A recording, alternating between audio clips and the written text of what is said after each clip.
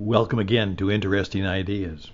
That new sounder is actually the BBC PIP sounder that they use for many, many years along with their other themes. And so I'm capturing these little watch out, wake up, pay attention sounders, and I thought that on this Sunday evening I'd make that a part of the program for you and me.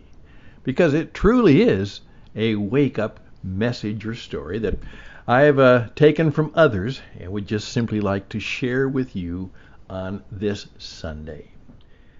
It was today, this fourth Sunday in Lent, for those of us in the Christian tradition who celebrate that. And the reading for the day in many of the churches was a very familiar story. It's the Prodigal Son. And of course, many of you know the story is the guy says, "Hey, Dad, I want my money." He runs off, wastes his life, wastes his money, comes back to, "Hey, won't you just let me be a guy on the farm?" And of course, the story is one of incredible celebration, reunification, and yet, just like human nature, the older son says, "It ain't fair." And of course, it's not. Well, what I'd like to do today is on this time where we're trying to reflect on our life and be able to do something new and different, I'm going to go to one of my favorite persons. His name is Steven Pressfield, and he's a writer and a creative, and he's been a bit of a mentor to me in terms of from long distance, and even he answered some nice emails, and once I even suggested something that he thought that might be a good idea. So today, what I'd like to do is go back in time and read for you, with, of course, my own little intonations and comment, what was called The Prodigal Son and the Artist's Journey. The Prodigal Son and the Artist's Journey, and wow, look for all the life lessons that might be for you and for me. You will find truly it is full of interesting ideas. And the program begins right now.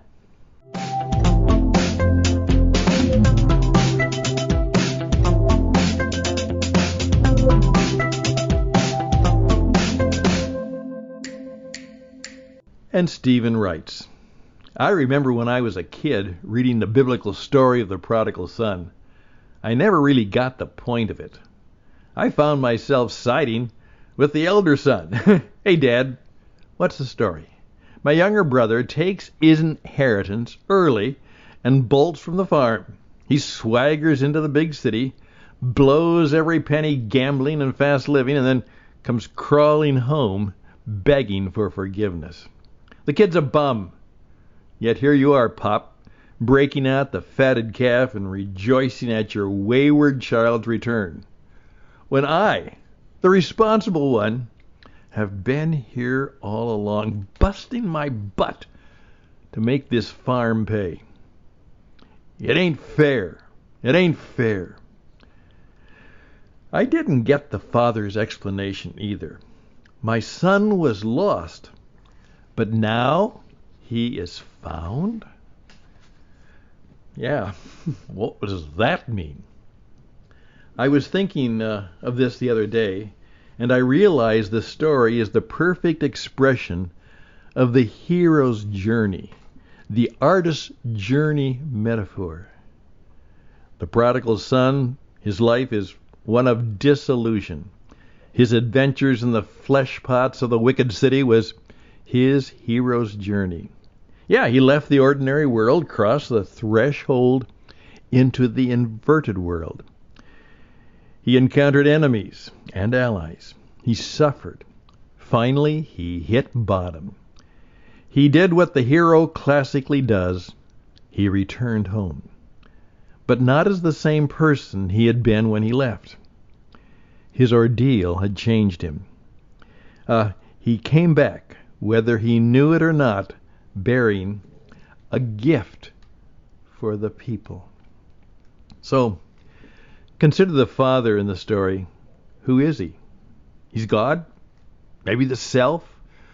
Maybe the soul? The muse?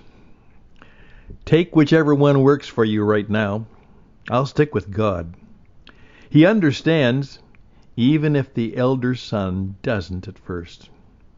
When the father considers his younger son return at last to the place from which he set out, he reckons three things. First of all, the younger son will never leave again. The lad has sowed his wild oats. He's learned his lesson.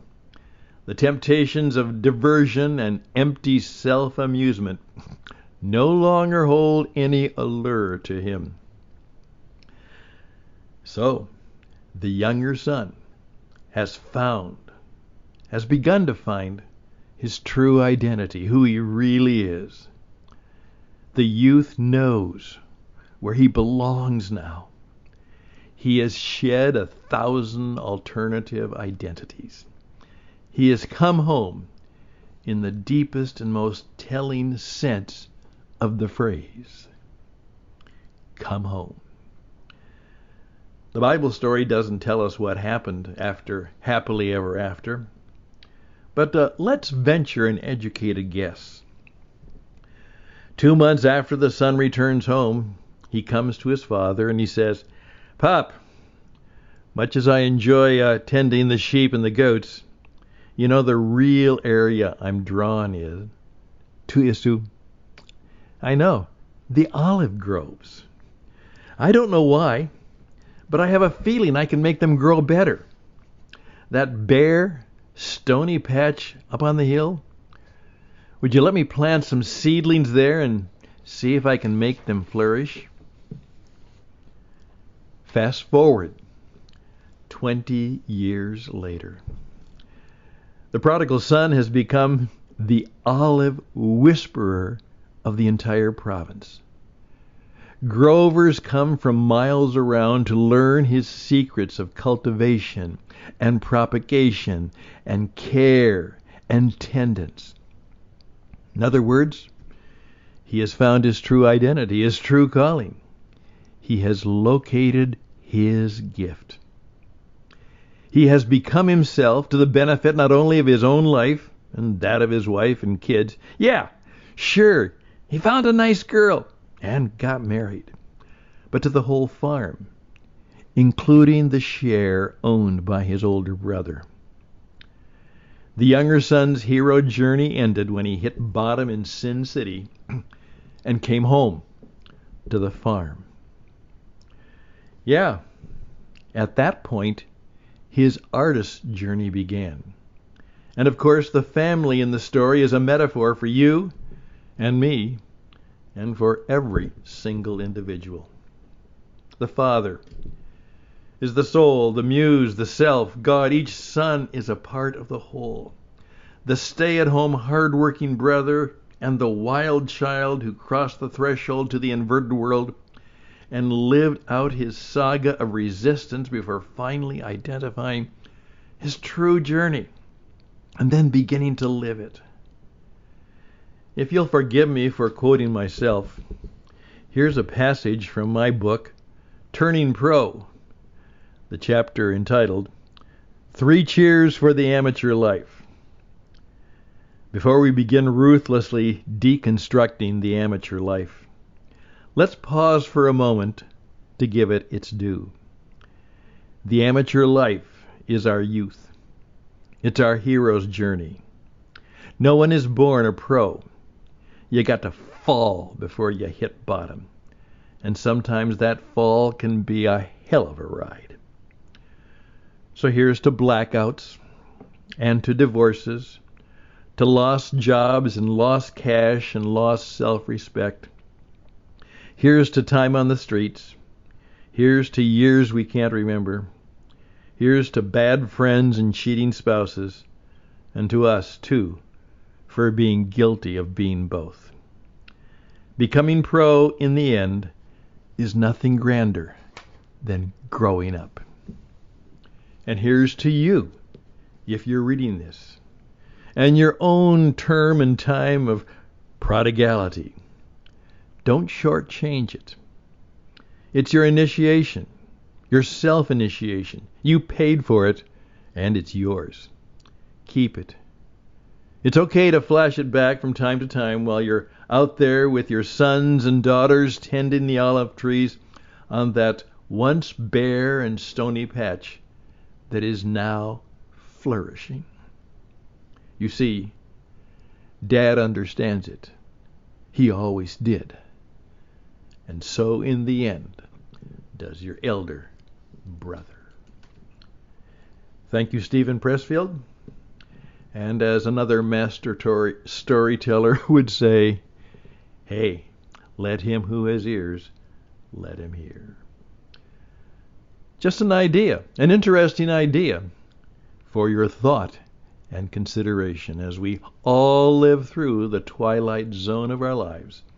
And we are in a mess of a time, and we're seeking how we can make the best of the times. And may we be blessed with such wisdom that comes from above, so that we too can be just as he was, a man who found himself, found the true Father, and found a way to serve others. I'm Stan Houston. This is Interesting Ideas.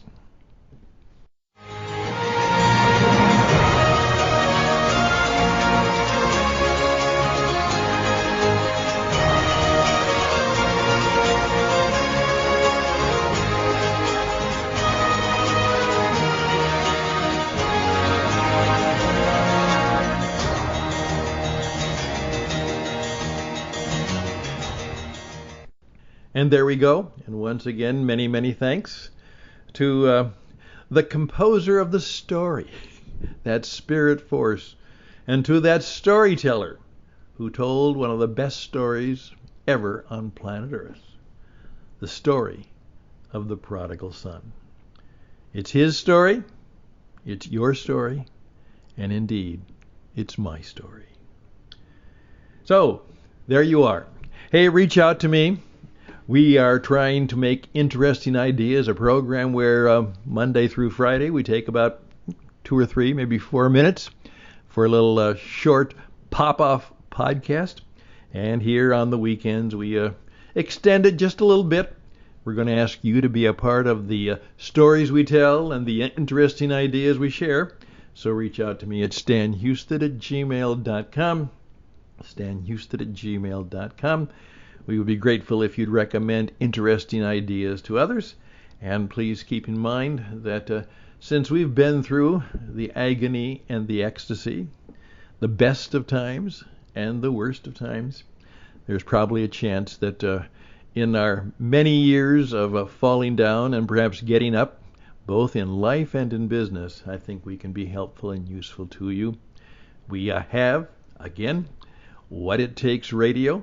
What It Takes Radio is at witradio.com, and that's how we're going to help you tell your story and share your wisdom and share your truth, just like Stephen Pressfield does in his storytelling and in his podcasting.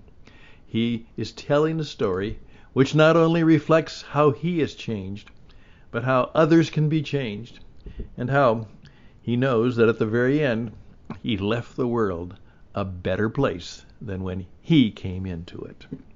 May that be said of all of us. Once again, stanhouston@gmail.com, stanhouston@gmail.com. Take care. We'll see you again on Interesting Ideas.